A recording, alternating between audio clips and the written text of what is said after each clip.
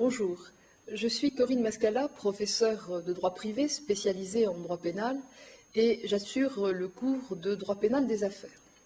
Dans les premières années de votre cursus universitaire, vous avez étudié le droit pénal général, la procédure pénale, qui contiennent l'ensemble des principes généraux qui régissent la matière. Aux côtés de ce droit pénal, de la procédure pénale, existe un droit pénal spécial qui regroupe l'ensemble des infractions incriminées par la loi française. De ce droit pénal spécial s'est dégagée progressivement une branche nouvelle, le droit pénal des affaires, qui est constitué par l'ensemble des infractions constituées par les dirigeants dans le cadre de l'entreprise. C'est ce droit pénal des affaires qui fait l'objet de ce cours semestriel. Droit pénal des affaires qui est une discipline évolutive, novatrice, les réformes législatives et jurisprudentielles en témoignent. Comment définir le droit pénal des affaires? La définition est délicate car elle est liée à la définition même du droit des affaires qui est un droit très fluctuant, très évolutif.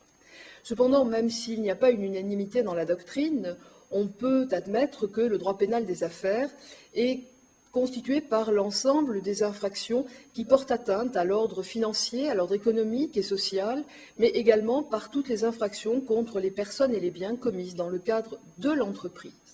L'entreprise, c'est donc le pivot du droit pénal des affaires. Et c'est dans le cadre de cette structure, au cours de la vie de l'entreprise, que nous nous situerons pour étudier les principales infractions d'affaires.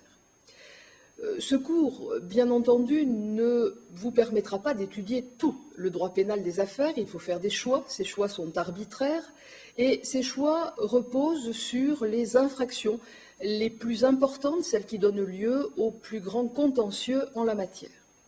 Les infractions que nous étudierons cette année sont d'une part l'escroquerie et l'abus de confiance, qui sont la base, les constantes fondamentales du droit pénal des affaires, et des infractions plus spécifiques commises par les dirigeants dans le cadre de l'entreprise, telles que l'abus de biens sociaux, la distribution de dividendes fictifs, les délits boursiers, les infractions de banqueroute et les délits assimilés. Lorsque vous aurez terminé l'étude de ces infractions, vous n'aurez pas connaissance de tout le droit pénal des affaires, mais des principales infractions d'affaires commises par les dirigeants dans le cadre sociétaire.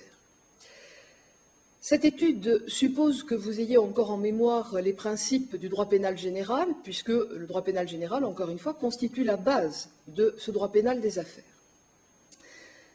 Lorsque vous aurez terminé ces heures de cours, j'espère que vous aurez pris plaisir à étudier le droit pénal des affaires, que cela suscitera chez vous l'envie de l'approfondir, approfondissement que vous pourrez réaliser dans les années qui suivent, et par conséquent, je vous souhaite bon courage pour l'approche et l'étude de cette matière.